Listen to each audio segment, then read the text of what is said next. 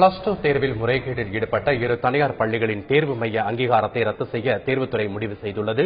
இதுகுறித்து கூடுதல் தகவல்கள் தருகிறார் நமது செய்தியாளர் சங்கரன். தமிழகத்தில் கடந்த மார்ச் ஏப்ரல் மாதங்களில் 12ஆம் வகுப்பு பொதுத் தேர்வுகள் நடந்தன. இதில் மார்ச் 14ஆம் தேதி நடந்த வேதியியல் தேர்வு நாள் அன்று ஈரோடு மாவட்டம் பவானியில் உள்ள 2 தனியார் பள்ளிகளில் முறைகேடுகள் நடந்திருப்பதை தேர்வுத்துறை கண்டுபிடித்தது. அதாவது ஒரே நிர்வாகத்தின் கீழ் இந்த 2 பள்ளிகள் செயல்பட்டு வருவதும் அன்றைய தேர்வு நாள் அன்று மாணவர்கள் தேர்வு முறைகேட்டில் ஈடுபட்டதை அங்கு பணியாற்றிய அரசு பள்ளி ஆசிரியர்கள் கண்டுகொள்ளாமல் இருந்ததும், அதே நேரத்தில் குறிப்பிட்ட சில மாணவர்களுக்கு உடந்தையாக இருந்ததையும் தேர்வு துறை கண்டுபிடித்திருக்கிறது.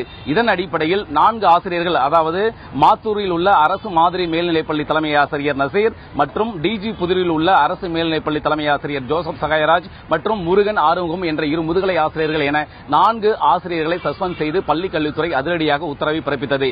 இந்த விவகாரத்தில் மேலும் பல்வேறு ஆசிரியர்கள் மீது நடவடிக்கை எடுக்கப்படலாம் என எதிர்பார்க்கக்கூடிய சூழலில் இந்த 2 பள்ளிகளுக்குமான தேர்வு மைய அங்கீகாரத்தை ரத்து செய்வதற்கு தேர்வுத்துறை அதிரடியாக முடிவு செய்திருக்கிறது. அதாவது 10ஆம் வகுப்பிலோ அல்லது 12ஆம் வகுப்பிலோ குறைந்தபட்சம் 150 மாணவர்கள் பொதுத் தேர்வு எழுதினால் அந்த பள்ளிகளுக்கு தேர்வு மைய அங்கீகாரம் வழங்கி தேர்வுத்துறை உத்தரவு பிறப்பிக்கிறது. அதன்படி இந்த 2 பள்ளிகளுக்கும் பல ஆண்டுகளாக தேர்வு மைய அங்கீகாரம் வழங்கப்பட்டிருக்கிறது. தற்போதைய இந்த முறைகேடு கண்டுபிடிக்கப்பட்டதை அடுத்து 2 பள்ளிகளுக்கு வழங்கப்பட்டு வந்த தேர்வு மையத்தினுடைய அங்கீகாரம் விரைவில் ரத்து செய்யப்பட்டு அதற்கான உத்தரவு பிறப்பிக்கப்படும் என தேர்வுத்துறை வட்டாரங்கள் தெரிவிக்கின்றன. தந்தி டிவி செய்திகளுக்காக ஒளிப்பதிவாளர் எப்போலியனுடன் சங்கரன்.